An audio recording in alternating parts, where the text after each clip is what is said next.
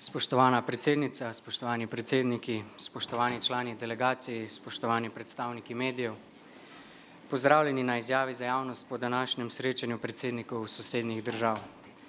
Pred 20 leti smo prvič gostili predsednike sosednjih držav, da počastimo 20 let samostojne Slovenije. Danes gostimo predsednike sosednjih držav, da počastimo 20 let članstva Slovenije v Evropski uniji. Vrstni red pri podajanju izjave bo naslednji. Najprej bo izjavo podala gostiteljica, predsednica Republike Slovenije, njena ekscelenca Nataša Pirc-Musar. Nato predsednik Italijanske republike, njegova ekscelenca gospod Sergio Mattarella. Nato predsednik Republike Avstrije, njegova ekscelenca Aleksander van der Bellen. Nato predsednik Republike Hrvaške, njegova ekscelenca gospod Zoran Milanović. In na koncu še predsednik Republike Madžarske, njegova ekscelenca Tamas Šuljok. Na to bomo sprejeli tudi po eno vprašanje za vsakega predsednika. Najprej bo odgovarjal italijanski predsednik, nato avstrijski, nato hrvaški, nato madžarski in na koncu še slovenska predsednica. Gospa predsednica, izvolite. Hvala lepa, Nejc. Najprej na začetku iskrena hvala medijem za tako veliko udeležbo, zelo veliko pomeni meni osebno in moji domovini, da ste tudi vi prišli na praznovanje 20-letnice vstopa Slovenije v Evropsko unijo. Seveda pa prav posebna in iskrena hvala vsem 4 predsednikom, ki so sprejeli moje povabilo in prišli na to slavnostno srečanje in delili z menoj in zdaj bomo tudi z vami svoje poglede na Evropsko unijo. Dovolite mi par besed o tem, kako jaz in upam, da tudi Slovenke in Slovenci, državljanke in državljani, prebivalke in prebivalci Slovenije gledajo na Evropsko unijo 20 let po vstopu Slovenije vanjo. Naša regija je regija, ki združuje narode, ki so si včasih stali na nasprotnih straneh. Danes živimo v sozvočju. Naša regija stoji na stičišču germanskih, romanskih, ogrskih in slovanskih kulturnih vplivov. Danes gradimo Evropsko unijo, ki gradi na različnosti. Našo regijo zaznamuje alpska, sredozemska in panonska mentaliteta. Danes gradimo močno in konkurenčno Evropsko unijo, ki temelji na razumevanju. Naša regija držav različnih zgodovin, jezikov in kultur je lahko vzor in model za države Zahodnega Balkana o moči sodelovanja in spoštovanja različnosti. Evropska unija je združena v miru in odprta za vse države, ki delijo naše skupne vrednote, kot so sobivanje v miru, spoštovanje vladavine prava in predvsem človekovih pravic. Valuta Evropske unije je evro, ampak prava valuta Evropske unije je sprejemanje različnosti. To sporočilo je seveda toliko bolj pomembno v času porasta populizmov, ki se hranijo na sovraštvu do drugih. Temelj Evropske unije so tudi odlični medsosedski odnosi. S sosednjimi državami, ki so danes tukaj, gojimo bogate in prijateljske odnose, pomembno vlogo pa pri tem igrajo prav vsi tukaj zbrani predsedniki. Z vsemi 4 nas združijo tudi manjšine, ki so most med državami. Z vsemi nas združijo skupni projekti znotraj Evropske unije. V Evropsko unijo smo pred 20 leti simbolno vstopili na slovesnosti na meji med Goricijo in Novo Gorico. Drugo leto bomo, ko bomo obeležili obletnico konca 2. svetovne vojne, prav tam odprli projekt Evropske prestolnice kulture Gorica-Nova Gorica. Projekt nedvomno simbolizira odprtost, povezovanje in slavi raznolikost. Našo regijo povezuje tudi solidarnost, ki jo je Slovenija doživela lansko leto ob poplavah v Sloveniji, ko so ji med prvimi priskočile prav države, ki so danes tukaj, ki jih predstavljajo predsedniki, ki so prisotni na tem srečanju. Sosede so bile torej prve, ki so nam priskočile na pomoč. Kot veste, so nam pomagale zgraditi veliko mostov, tistih pravih, ampak na ta način so seveda vse skupaj z nami utrdile tudi mostove, prijateljske mostove, ki povezujejo naše države. In kakšen je razmislek o 20 letih v Evropski uniji? Slovenija je pred 20 leti vstopila v Evropsko unijo. Ob vstopu je bila Slovenija na 72% povprečja razvitosti Evropske unije, danes je na 92%. Koristi članstva so nedvomno večplastne. Od krepitve demokracije do utrjevanja vloge Slovenije po svetu. Naš bruto domači proizvod se je povečal za več kot polovico v teh 20 letih. Naše največje gospodarske partnerice so prav sosednje države, torej Italija, Avstrija in Hrvaška, Madžarska, poleg seveda Nemčije in Francije, ki sta naši glavni partnerici.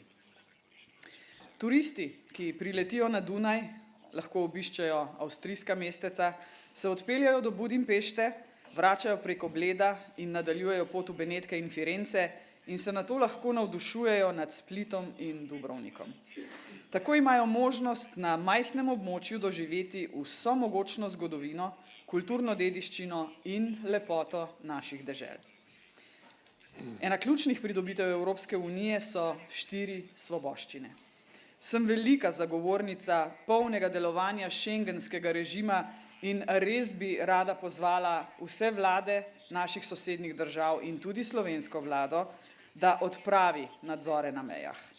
Šengenski režim je namreč ena velikih pridobitev Evropske unije in odprte meje so v regiji, ki je poznala zidove, ena največjih prednosti. In še na kratko, kakšni so naši strateški izzivi. Evropska unija se danes sooča z veliko geopolitičnimi in strukturnimi izzivi. Na mejah Evrope divja vojna v Ukrajini, zapleta se v odnosih med Izraelom in Iranom, nemočno gledamo hudo humanitarno in človeško krizo v Gazi, pa tudi v Sudanu. Slovenija si bo kot članica Varnostnega sveta še naprej neumorno prizadevala iskati poti k trajnemu in pravičnemu miru. Tako v Ukrajini kot za zaščito civilistov v Gazi in seveda drugod po svetu. Tu so še izzivi o migracijah in ob tem pozdravljam nedavno sprejeti pakt o migracijah in azilu in tudi dobro sodelovanje policij sosednjih držav pri varovanju naših evropskih meja. O nekaterih od teh izzivov smo seveda govorili tudi danes. Kako napraviti našo Evropsko unijo še močnejšo, bolj konkurenčno in bolj socialno. Pomen širitve. Moč Evropske unije ni le v njenem trenutnem članstvu, temveč tudi v njenem potencialu za rast. Širitev je eno najmočnejših geopolitičnih orodij in sprejemanje evropskih vrednot ima nedvomno izjemno transformacijsko moč.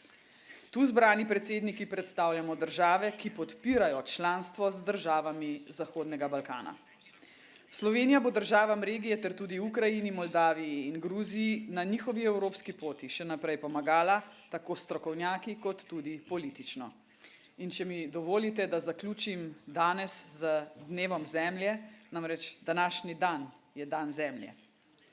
Naše države slovijo po svojih naravnih lepotah, ki jih moramo čuvati in očuvati. Odločila sem se, da vsem predsednikom na dan zemlje podarim sadiko lipe, da jo bo vsak lahko zasadil v svoji državi. Lipa je eden od slovenskih nacionalnih simbolov.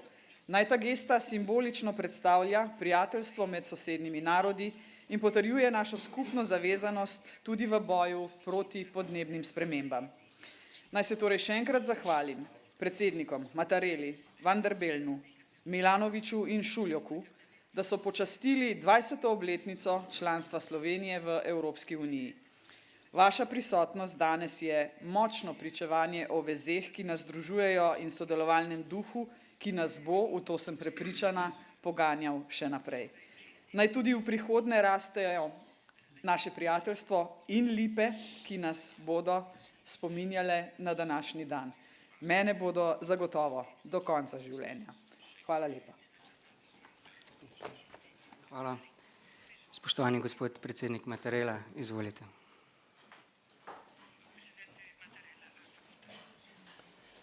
Io ringrazio molto la Presidente Pirkko Musar per averci invitato in questa giornata così importante che ricorda i 20 anni dell'ingresso della Slovenia nell'Unione Europea. Questo invito, di cui le siamo tutti grati, ci consente di sottolineare l'importanza di quell'evento, non soltanto per la Slovenia, ma per l'intera Unione Europea. In quel 1° maggio del 2024 entrarono nell'Unione anche altri 9 paesi. Fu il più grande allargamento mai realizzato fino allora. 75 milioni di nuovi cittadini europei. L'Unione passava a 25 Stati, impegnati nell'attuazione dei comuni principi di libertà, democrazia, rispetto ai diritti umani, Stato di diritto. E proprio per questi principi, per difenderli e affermarli, che all'indomani della Seconda Guerra Mondiale nacque l'idea dell'integrazione del continente, concependo l'Unione che nasceva nelle sue varie forme ed evoluzioni come una comunità di valori. Con lo stesso carattere, d'altronde, era nata prima l'Alleanza Atlantica per difendere quello che veniva chiamato allora il mondo libero, di democrazia e delle libertà e dei diritti. Quindi l'Unione Europea come comunità di valori, non come semplice cornice di utile collaborazione economica. L'ingresso della Slovenia nelle istituzioni europee è stata una manifestazione di grande successo. Nell'arco di una generazione la Slovenia ha compiuto un percorso che l'ha portato a raggiungere in soli 3 anni i parametri di Schengen e dell'Eurozona. Per 2 volte ha raggiunto la presidenza di turno dell'Unione Europea e oggi siede autorevolmente nel Consiglio di sicurezza delle Nazioni Unite. Per la Repubblica Italiana l'evento di 20 anni or sono rivestì un valore molto alto, non soltanto in quanto paese che aveva partecipato all'avvio del percorso europeo nel 1957, ma in quanto paese direttamente confinante, che ha potuto vivere direttamente quell'evento con emozione, perché realizzava l'unione delle prospettive di futuro dei 2 popoli, sloveno e italiano. Io ricordo la cerimonia nello spirito europeo che il 30 aprile del 2004 vide il Presidente della Commissione europea di allora, Romano Prodi, a Nova Gorizia e Gorizia abbattere quell'ultimo piccolo emblema di confine, di separazione tra le 2 città, che saranno il 25, come la Presidente Pirk Musar poc'anzi ricordato, insieme Capitale Europea della Cultura. Possiamo dire quindi che quella Europa, quella Unione, seppe essere saggia e coraggiosa, promuovendo, oltre al grande allargamento del 2004, anche una convenzione che propose un progetto di Costituzione europea, poi non realizzato per l'opposizione di alcuni paesi. Questo ci induce però a dire, induce me a dire anche in questa occasione, che occorre oggi, perché viene richiesto dagli eventi, un analogo spirito costruttivo di fronte alle sfide e anche alle minacce che abbiamo di fronte a noi. Alcuni dei paesi che contribuiscono oggi alla vita dell'Unione si trovano al confine con la terribile guerra provocata dall'aggressione russa all'Ucraina, che ha violato ogni regola del diritto internazionale. La condizione di questi paesi che confinano con quella guerra sarebbe ben diversa se non fossero saldamente parte dell'Unione. E qui si coglie il valore delle scelte fatte a tempo debito, fatte tempestivamente, perché la storia presenta sempre il conto delle occasioni perdute e poi sono i popoli a pagarlo in seguito a caro prezzo. Questa celebrazione di questo evento così importante di 20 anni fa, ripeto, non soltanto per la Slovenia e gli altri 9 paesi che entrarono nell'Unione, ma per l'intera Unione, richiama e sollecita a sottolineare l'urgenza, se si vuole anche contribuire al consolidamento della pace, del completamento del progetto europeo. Oggi più che mai imprescindibile, anzitutto per i paesi dei Balcani occidentali, paesi che attendono da 20 anni e non è possibile che si indugi ulteriormente. Naturalmente, oltre che per quanto riguarda l'Ucraina, la Moldova, la Georgia. L'Unione Europea ci fa progredire insieme. Tra i tanti elementi possiamo indicarne come simbolo due: Schengen ed Erasmus, due istituti, due realtà che in realtà contrassegnano e manifestano la cittadinanza europea. E sono molto sensibile al richiamo che ha fatto poc'anzi la Presidente Pirk Musar sull'attuazione piena di Schengen. Tra qualche settimana 400 milioni di cittadini europei saranno chiamati alle urne per eleggere il nuovo Parlamento. Sarà un grande esercizio di democrazia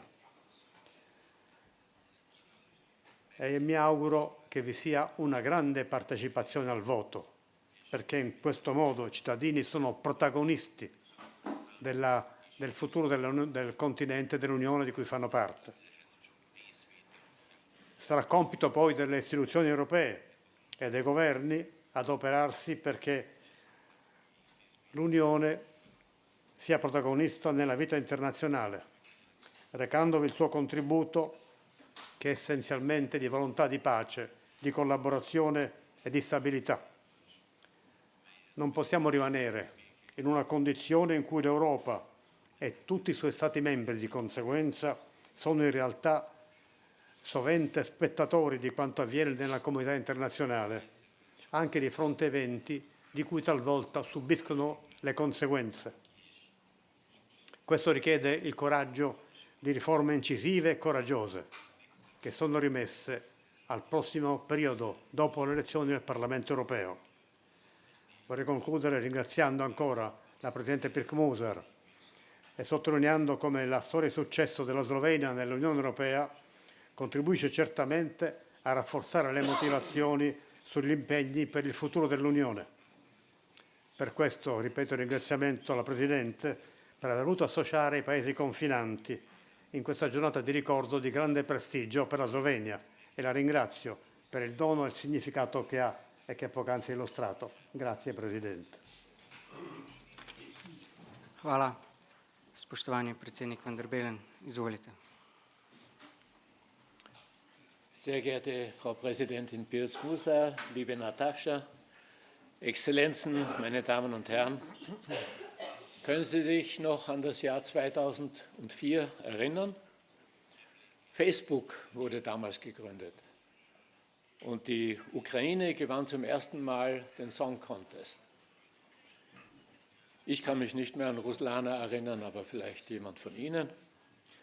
Und am 1. Mai 2004 wurde die Europäische Union um 10 neue Mitglieder erweitert. Ein historischer Moment. Damals, vor 20 Jahren, dachten manche Kommentatoren, dass diese Erweiterung nicht funktionieren würde, dass diese Länder schwer zu den anderen aufschließen würden und dass die Europäische Union einen hohen Preis würde zahlen müssen. Heute wissen wir es besser. Es reicht ein Blick auf mein eigenes Land, Österreich. Österreich hat von der EU-Erweiterung massiv profitiert. Die österreichischen Exporte in die neuen EU-Mitgliedstaaten haben sich in einem Zeitraum von 20 Jahren fast verdreifacht. Und Ähnliches gilt für die Direktinvestitionen Österreichs. Die EU-Erweiterung brachte uns in Österreich ein zusätzliches Wirtschaftswachstum von fast 20 Milliarden Euro und rund 130.000 zusätzliche Arbeitsplätze. Und diese Vorteile, diese positive Entwicklung kann man auf beiden Seiten sehen. Ich will Sie jetzt nicht länger mit diesen Zahlen beschäftigen, aber fest steht heute, die Unterteilung in alte und neue Mitgliedstaaten ist obsolet geworden, eindrucksvoll obsolet geworden. Im Jahr 2022, also vor 2 Jahren, soweit reicht die Statistik, sind sowohl Slowenien wie auch Tschechien, Litauen und Estland wohlhabender als beispielsweise Spanien, Portugal oder Griechenland, immer gemessen im Bruttoinlandsprodukt pro Kopf. Österreich trat der EU 1995 bei und schlug damit ein neues Kapitel in seiner Geschichte auf. Ein Kapitel, in dem es darum ging, Teil eines Clubs zu werden, Kräfte zu bündeln, Kompromisse zu schließen und am Verhandlungstisch nach europäischen Lösungen zu suchen. Und vor dem Hintergrund der heutigen Herausforderungen, die Sie alle sehr gut kennen, bedeutet die Mitgliedschaft in der Europäischen Union auch, Teil eines wertebasierten geostrategischen Projekts zu sein. Eines Projekts, das danach strebt, das große Ganze zu sehen und Frieden, Demokratie, Rechtsstaatlichkeit, Freiheit auf dem europäischen Kontinent zu sichern. Das ist auch der Grund, warum die EU fest hinter der Ukraine steht. Seit dem Beginn des russischen Angriffskriegs gegen die Ukraine haben wir historische Entscheidungen der EU miterlebt, wie etwa den Beschluss zur Aufnahme von Beitrittsverhandlungen mit der Ukraine, mit Moldawien und zuletzt mit Bosnien und Herzegowina. Österreich begrüßt diese Entscheidungen sehr. Wir haben ein klares strategisches Interesse an der EU-Erweiterung. Das gilt insbesondere auch für die Länder des sogenannten Westbalkans. Die Westbalkanländer sind unsere engsten Nachbarn und es liegt nicht nur, aber auch, es liegt in unserem Sicherheitsinteresse, sie an Bord zu holen. Und diesen Weg müssen wir, davon bin ich auch persönlich überzeugt, in Zukunft weiter beschreiten. Dazu gehört aber auch, dass wir, die Europäische Union, unsere Hausaufgaben machen und uns überlegen, wie wir uns auf die Erweiterung vorbereiten müssen. Wie diese EU der 30 oder 35 Mitgliedstaaten überhaupt aussehen kann und soll, das ist eine klare Handlungsaufforderung für uns gegenwärtige Mitgliedstaaten, darüber nachzudenken. Ich wünsche mir jedenfalls ein selbstbewusstes, ein starkes Europa, das nicht nur ökonomisch seine Interessen vertreten kann, sondern auch politisch. Abschließend möchte ich unserer hochgeschätzten Natascha, meiner Freundin und Kollegin Natascha Pirc-Busa, sehr herzlich danken für ihre Initiative eines gemeinsamen Treffens zu diesem wichtigen Anlass des 20-jährigen Jubiläums der EU-Erweiterung und auch für deine großzügige Gastfreundschaft, liebe Natascha. Vielen herzlichen Dank. Hvala, spoštovani predsednik Milanović. Izvolite. Poštovana gospođo predsjednice, draga Nataša, gospodo predsjednici, danas je veliko zadovoljstvo biti ovdje u društvu ljudi čije države i Hrvatska imaju uzorne i odlične odnose i tome u dobroj i značajnoj mjeri treba zahvaliti članstvu u Europskoj uniji. Da ga nije bilo, vjerujem da isto ne bi bilo loše, ali ne bi bilo ovako dobro. Prije 20 godina ja sam taman završio svoju diplomatsku karijeru i sjećam se tih događaja kada je Romano Prodi bio u Gorici i kad sam sa zadovoljstvom gledao kako Slovenija ulazi u Europsku uniju bez imalo zavisti, računajući i nadajući se da će moja zemlja, moja Hrvatska, slijediti taj put puno prije nego što je na kraju slijedila, a trebali smo čekati još 9 godina. Nije sve u ispunjenju kriterija, nažalost puno i previše toga je u politici, pa tako i činjenica da države poput Albanije nisu otvorile nijedno poglavlje, Makedonija, Sjeverna Makedonija, Crna Gora, tu je i Srbija koja se mora odlučiti definitivno gdje ona politički, vrijednosno i strukturno pripada. Međutim, sve te države zajedno, kad ih stavite na okup, imaju BDP, nominalni BDP, kategorija varljiva, ali time mjerimo, manji nego Hrvatska i Slovenija zajedno. Dakle, to je u ekonomskom smislu malen izazov, neću reći zalogaj, ali zaista malen izazov i malena glavobolja za nekoga tko bi htio naći rješenja. Ali očito ne želi, jer za to ne možemo kriviti ni Kinu ni Rusiju. To je naš problem. I netko to zaustavlja, netko to štopa. Ja hrvatske odnose sa Slovenijom, našim domaćinom, mogu ocijeniti kao izredne, odlične u zadnje vrijeme, zadnjih godina. A što se tiče stava hrvatskih ljudi o Europskoj uniji, ne mogu govoriti u ime svih, ali sve ukazuje na to da su ljudi zadovoljni Europskom unijom, da im je tamo ok, da je Hrvatska imala svakako koristi od članstva u Europskoj uniji, ali da nažalost nije iskoristila ni blizu dovoljno koliko je mogla iskoristiti, a moramo iskoristiti jer ćemo se uskoro, nadam se, naći u onom društvu država koje više ne dobijaju, nego daju. Do sada je bilo po onoj slovenskoj podarim dobim, međutim, netko je naveo primjer Portugala, ima i takvih država koje su u jednom trenutku malo stale. Hrvatsku ne vidim kao nekoga ko stoji i ko je statičan, nego nekoga ko napreduje cijelo vrijeme. Europska unija je jedan jedinstven prostor i vrijednosti, ali nikako ne jedna uniforma i nikako ne jedan režim postrojavanja. Europsku uniju čine, krenemo li samo od ovog našeg društva, pa onda i prema sjeveru i prema jugu i prema istoku, u velikoj mjeri nacionalne države, stari identiteti, narodi i nacije, transformirani u nacije koji postoje jako dugo. I to je nešto što ne samo da se ne može, nitko to ni ne želi izbrisati. I zato kad govorimo i kad netko govori da bi Europska unija možda trebala govoriti jednim glasom, onda treba definirati čiji je to glas, čije su to glasnice, čija je to glava, jer mislim da to nije realno. I mislim da u jednom trenutku moramo mi sami odrediti koliko je dovoljno, jer mantra ever closer union je, recimo, jednu staru, prastaru demokraciju, najstariju od svih, britansku demokraciju, izgurala iz Europske unije. Barem to oni tako kažu, a ja iz iskustva znam da to tako u velikoj mjeri jest. Moramo naći nekakav srednji put razuma između s jedne strane dogme i slijepe vjere u nešto i s druge strane ekstremne skepse, da skepsa nije loša, ali ekstremna skepsa nije dobra, nije konstruktivna.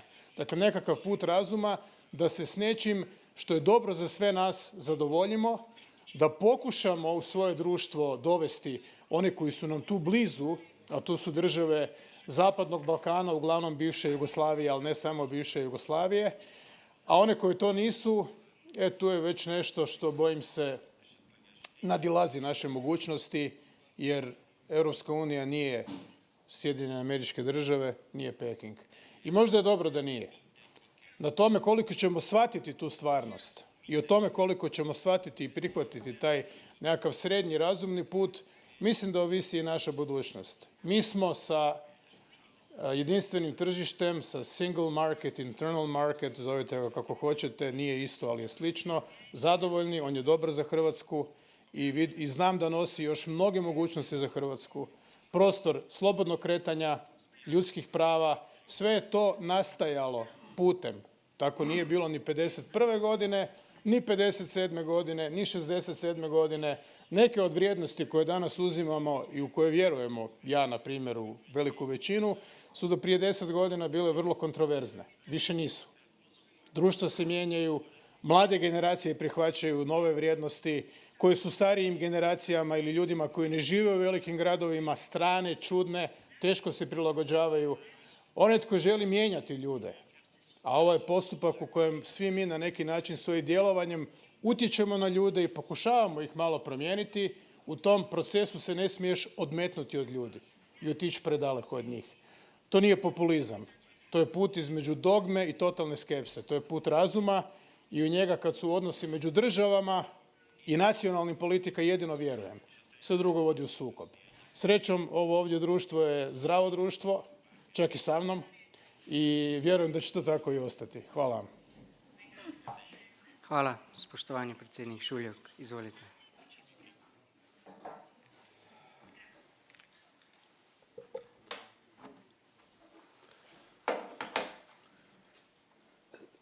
Tisztelt elnök asszony, tisztelt elnök urak, tisztelt újságírók, hölgyeim és uraim, jó napot kívánok mindenkinek. 20 éve, 2004. május 1-én Szlovéniával és sok más állammal együtt Magyarország is csatlakozott az Európai Unióhoz, amelyet most együtt ünnepelünk szlovén, olasz, osztrák és a horvát államfőkkel. Ezúton is tisztelettel köszönöm elnök asszony meghívását és azt a kiváló vendéglátást, szívbőli vendéglátást, amiben itt részesülhettünk.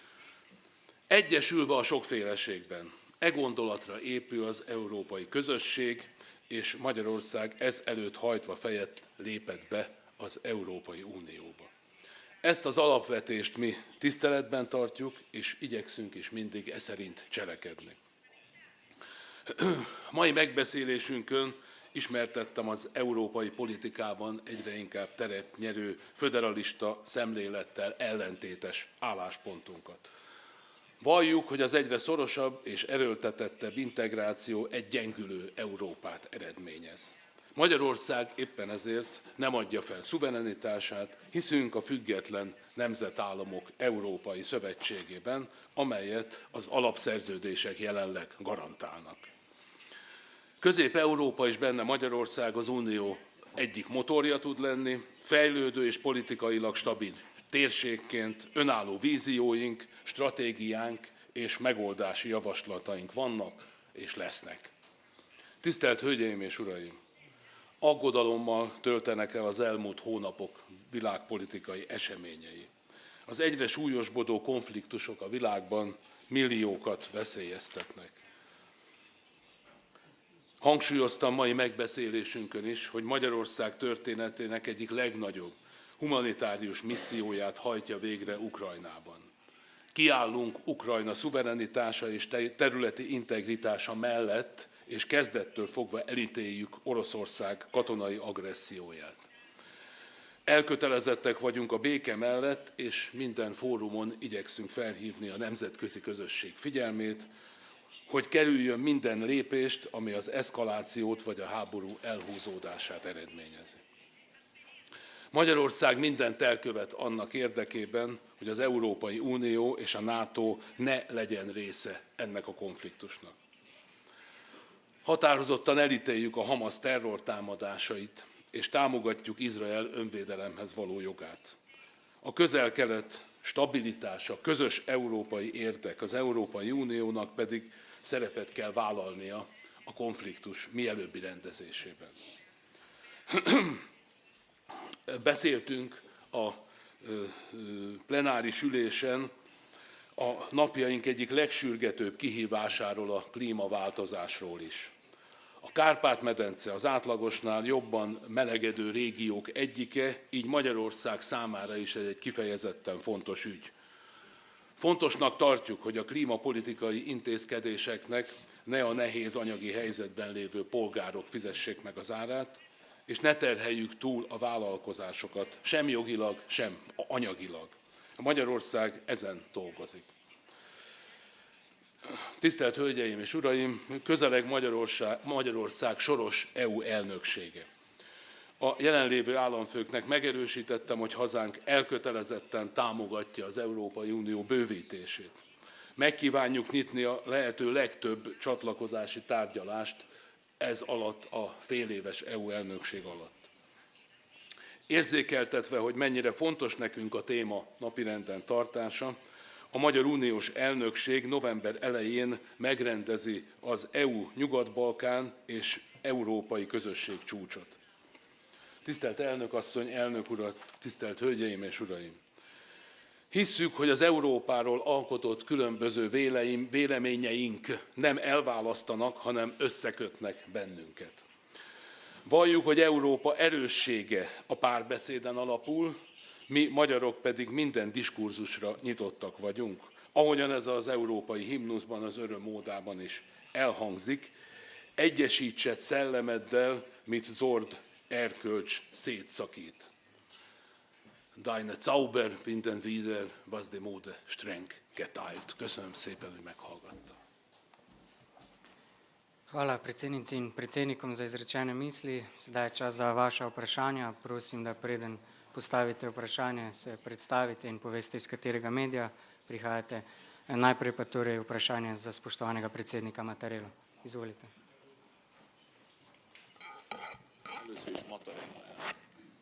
Gianfranco Gatto, Schetti G24, buongiorno signora Presidente, buongiorno ai capi di Stato. La mia domanda è per il Presidente della Repubblica Italiana. Presidente, buongiorno. Lei poco fa ha parlato di riforme di cui appunto l'Europa ha bisogno e che affronterà immediatamente dopo le prossime elezioni europee. Ma quali sono queste riforme urgenti e immediate appunto di cui l'Unione ha bisogno in questo momento insomma, difficile che stiamo vivendo sullo scenario internazionale ed europeo anche? Grazie. Domanda interessante. Vi sono riforme di carattere economico naturalmente per aumentare la capacità competitiva dell'Unione, per essere più presente con propri campioni nei settori strategici che sempre più condizionano le prospettive di produzione, ma vi sono poi altre esigenze di riforma che sono di carattere istituzionale. Ne indico 3 che mi sembrano indispensabili. La prima riguarda le modalità del processo decisionale dell'Unione Europea. Nel mondo di oggi sempre più i problemi nascono velocemente e richiedono risposte tempestive e chi le fornisce prima orienta la soluzione ai problemi del mondo. L'Unione Europea non è in questa condizione. Deve avere un processo decisionale che le consente di assumere decisioni efficaci tempestivamente, perché, ripeto, i problemi non aspettano, li risolvono altri altrimenti, e l'Unione rimane spettatrice con i suoi Stati membri delle soluzioni recate da altri. Una seconda riforma riguarda la difesa comune dell'Unione, che 25 anni fa a Helsinki sembrava a portata di mano, è indispensabile, messa in ordine del giorno non più rinviabile dall'aggressione della Russia all'Ucraina, che non è un'alternativa alla NATO, è al contrario il rafforzamento del pilastro europeo dell'alleanza, che oggi spende somme ingenti con ridotte capacità operative di difesa. Mettendo insieme in difesa comune renderebbero enormemente di più quanto a capacità. Una terza proposta è quella che riguarda il sistema finanziario dell'Unione, che va completato. È monco oggi. Un sistema finanziario non completo non può reggere a lungo, altrimenti crolla, si dissolve, travolgendo anche l'economia dei Paesi membri. Hvala. Sedaj pa vprašanje za spoštovanega predsednika Vanderbelna. Izvolite. Guten Tag, dober dan, Thomas Schick, Kleine Zeitung. Herr Präsident, Sie haben Präsident Milanovic gehört, nicht alle Länder des ehemaligen Balkans seien europäische Länder. Teilen Sie diese Ansicht und inwieweit ist Ihre Position zur Erweiterung der EU mit der Regierung abgestimmt? Ich glaube, es besteht absoluter Konsens zwischen der österreichischen Bundesregierung und mir, was die Erweiterung der Europäischen Union um den Westbalkan angeht. Und genauso tragen wir mit die Aufnahme von Beitrittsverhandlungen mit der Ukraine, mit Moldau und was ist das dritte Land? Okay, also da ist überall Konsens. Wüsste ich nicht, wo da Meinungsverschiedenheiten liegen. Allenfalls in meinem ständigen Drängen, wir müssen auch darüber nachdenken, was die sogenannten Hausaufgaben der jetzigen EU 27 sind, um eines Tages mit 30, 33, 36 Mitgliedern insgesamt entscheidungsfähig zu sein. In der jetzigen Form der Entscheidungsfindung, Präsident Mattarella hat gerade angeschnitten, die Dauer, die es immer braucht, bis zu einer Entscheidung zu kommen, wenn überhaupt. Mit dieser Struktur, glaube ich, können wir nicht fortfahren. Abgesehen davon haben wir die richtigen Konsequenzen gezogen daraus, dass an der Grenze der Europäischen Union Krieg herrscht. Was ist mit der gemeinsamen Verteidigungspolitik? Was ist mit der gemeinsamen Außenpolitik? Sie und ich wissen, wie schwierig es ist, gemeinsame Positionen zu finden. Und man hat nicht immer ewig Zeit, diese Positionen zu finden. Also da sehe ich dringenden Handlungsbedarf schon jetzt für die EU 27, geschweige denn in der Zukunft mit mehr als 30 Mitgliedern. Hvala. Sledi vprašanje za spoštovanega predsednika Milanovića. Izvolite. Svima, Ana Mlinarić, RTL televizija. Spominjali ste zaustavljanje kontrole na granicama. Predsjedniče, postoji li politička volja u izvršnoj vlasti u zemljama da se kontrole više ne produljuju? Jeste li našli neko drugo rješenje kako zadržati sigurnost, osigurati sigurnost, a da ne uključuje suspenziju Schengena? Zamolila bi vas još jedno, čime ćete se voditi prilikom sazivanja konstituirajuće sjednice u Hrvatskoj? 76 potpisa ili je moguće da ju sazovete i ranije? Hvala vam. Hvala. Znači, ovo prvo vas uopće ne zanima. Ali ću svejedno komentirati. Ne odlučujemo o tome, svakako sam za otvorene granice između Hrvatske, Slovenije i svih drugih sudionica i članica Schengena. Međutim, Schengen je jedna vrlo delikatna struktura i potrebno je samo da malo puhne vjetar pa da se svi prehlade. I to se upravo dogodilo. Slovenija je reagirala na način da je pritvorila granice, iskreno razumijem, ne osuđujem, ali moramo se vratiti na tvorničke postavke, na default Schengena, a to je da se slobodno putuje. Jer između Hrvatske kao takve i Slovenije kao takve nema apsolutno nikakvih pitanja, dapače deseci i deseci tisuća slovenskih obitelji imaju vrijednu imovinu u Hrvatskoj na moru, prema tome žele uživati u toj imovini. To je nekakva organska veza. Čak i da nema ovih drugih osnova prijateljstva među državama, vlasništvo, imovina, previše je toga što nas veže, dobrih stvari. Tako da, to je to. Još jedna stvar koja je ovdje spomenuta i dobro je da se o tome govori, da budemo jasni. Dakle, promjene u načinu odlučivanja u sigurnosnoj i vanjskoj politici i posebno u području obrane, o čemu se priča i piše već 30 godina, to su mi bili prvi seminarski radovi kad sam studirao europsko pravo prije sad skoro 30 ili malo manje od 30 godina, uvijek se govorilo o tome, međutim nije se tu puno toga promijenilo. To su nekakvi od temelja sustava i u Hrvatskoj, moram otvoreno reći, nije nitko za to da se to mijenja i da se odlučuje bilo kakvom kvalificiranom većinom, nego isključivo jednoglasno. I to je razlika među nama. Tako misle i mnogi u srednjoj i istočnoj Europi i nismo tu svi isti, jer to su kriteriji po kojima smo ušli u Europsku uniju i bili su važni. Inače, Europska unija ima jedan konstrukcijski, neću reći problem, dakle stalno se nešto mijenja i nema nikada stanja u kojem je nešto barem privremeno trajno. Konstantno su promjene. Ja znam da ne možemo funkcionirati po principu Ustava Američke konfederacije, odnosno Sjedinjenih Američkih Država, da donesemo jednom nekakav tekst i da on funkcionira i tumači se sljedećih 250 godina. Ovo je dinamičniji svijet i stvari treba regulirati, pa katkad i preregulirati, over-engineer. Ali stalno, konstantno se nešto mijenja. I u takvim okolnostima skoro da jako se teško posvetiti poslu. I onome što nam je zajedničko, a toga je puno. I to funkcionira uglavnom dobro. Savršeno postići nećemo. Bićemo over-engineered. Dakle, bit ćemo predizajnirani. A kad si predizajniran, to je kao kad proizvodiš oružje u modernom svijetu koje se proizvodi umjesto 5 dana kao nekada, 5 mjeseci i na kraju imaš sustav koji je užasno skup, a koji je jednako ranjiv kao onaj ranije. Bio to tank ili avion. Nadam se da sam bio jasan. A što se tiče ovoga, hrvatski ustav je vrlo jasan i rok je od 20 dana i neću nikoga pogurivati.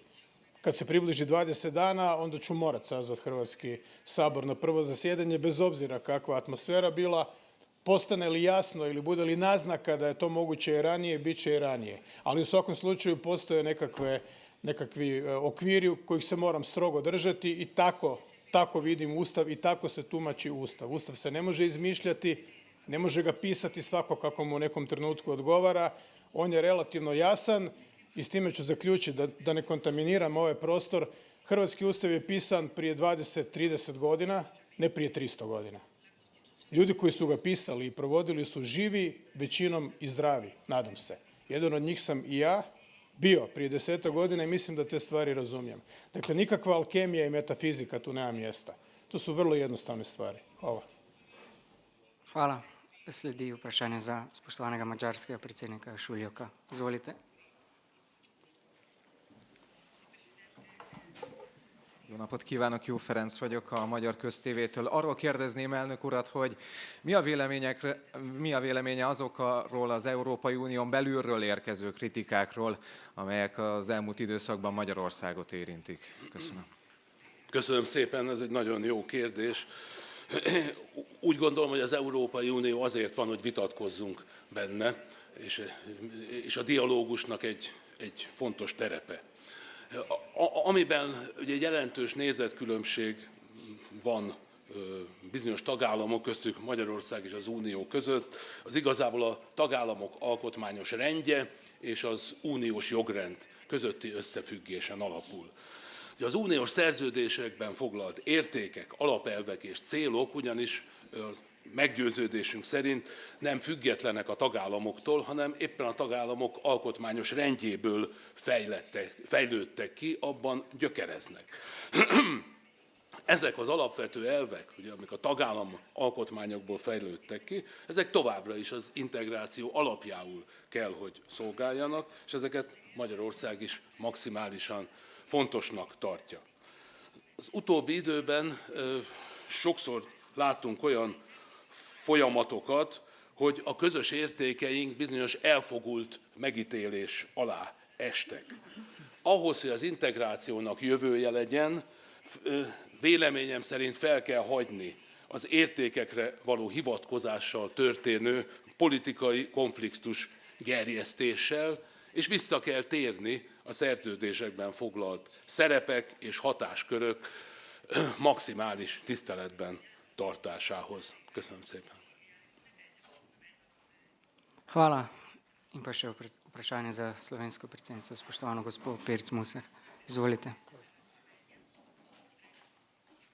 Seko Kondeja, RTV Slovenija, lepo zdrav. Slišali smo z večjih strani, z večjih predsednikov, s čim vse se mora spoprijeti Evropa v prihodnjih letih, v prihodnjih mesecih, pa vendar letošnje leto je zelo pomembno za Evropo, seveda z evropskimi parlamentarnimi volitvami.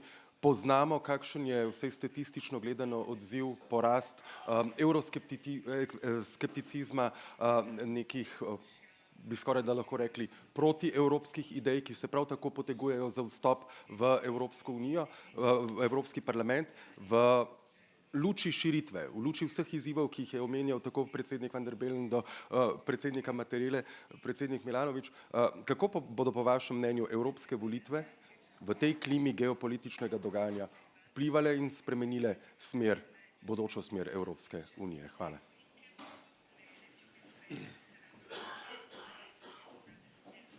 Evropske volitve v Evropski parlament so prvič izjemno pomembne zaradi tega, ker je Evropski parlament edina neposredno izvoljena institucija. Vsaka država ima tam določeno število poslancev, Slovenija 9. Kar se mene tiče, bi res rada pozvala čisto vsakogar, ki ima volilno pravico, da na volitve gre, predvsem pa mlade. Namreč osebno res nisem zadovoljna s tem, da je Slovenija na repu tistih na zadnjih evropskih volitvah procentualno, ki so odšli na volišča, zgolj 29%. Zadnje ankete seveda kažejo, da bo ta številka vsaj upam, da višja.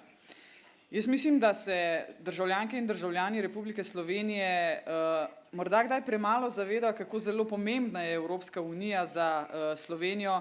Mladi morda najbolj to vidijo pri Erasmus Plus programu ali pri roamingu, kjer lahko znotraj Evropske unije kličemo pod isto ceno. To so tiste praktične posledice Evropske unije. Osebno pa me zelo skrbi, kako bo potekala volilna kampanja v vseh državah članicah, tudi v Sloveniji. Namreč porast populizma ni nekaj, kar bi bilo dobro za Evropsko unijo. Sama iskreno verjamem, da so ravno temelji Evropske unije, predvsem vladavina prava, ki ni politično vprašanje, ali pravo spoštuješ ali ga ne, nima veze s politiko. Skratka, jaz bi si želela, da bo Evropski parlament tisti, ki bo še naprej kreiral politike, po katerih nas pozna cel svet. Na tem mestu bi rada omenila morda predvsem digitalizacijo, tu je Evropska unija res svetovni prvak. Če govorimo o generalni splošni uredbi o varstvu osebnih podatkov, zdaj seveda je že blizu sprejema akt o umetni inteligenci, sprejeli smo že akt o digitalnih storitvah. Vse to je tisto, kar je lahko vzor po celotnem svetu. Zakaj pa je to pomembno? Zakaj je pomembno tudi potem, kdo sedi v Evropskem parlamentu? Namreč dezinformacije so danes strup moderne družbe, so strup za demokracijo. In le skupaj s pogovori, z enotno vizijo, kako se boriti proti temu, lahko uspemo. Slovenija je na nekem presečišču pretoka informacij med državami Zahodnega Balkana, kjer je Rusija velik akter povzročanja, proizvodne dezinformacij, če želite. Pri nas jezik ni ovira, ga razumemo tudi v Sloveniji, ampak potem se to seveda širi v vse pore družbenega življenja in tudi druge države članice. Zato je, po mojem mnenju, rada bi na tem mestu še enkrat poudarila, pomembno, da se države Zahodnega Balkana pridružijo tej naši veliki družini, ki ima mnogo več plusov kot minusov, če mene vprašate. In zelo zadovoljna in vesela sem, da še naprej poteka proces Brdo-Brioni. Izjemno pomembno je, da je to stičišče kulture dialoga. Lansko leto v Severni Makedoniji smo se res vsi pogovarjali kulturno, državniško med seboj. In letos se seveda ponovno srečamo, tokrat v Črni Gori, veselim se tega srečanja in ja, 9. junij v Sloveniji, naj bo to dan za demokracijo, dajmo biti ne samo Slovenci in Slovenke, državljani in državljani Republike Slovenije, ampak tudi Evropejci. Hvala lepa, s tem je izjava končana. Res iskrena hvala za udeležbo v tako velikem številu, spoštovani predstavniki medijev in seveda iskrena hvala, spoštovani predsedniki, predsednica, za vaše misli. Želimo vam lep preostanek dneva in nasvidenje. Hvala lepa.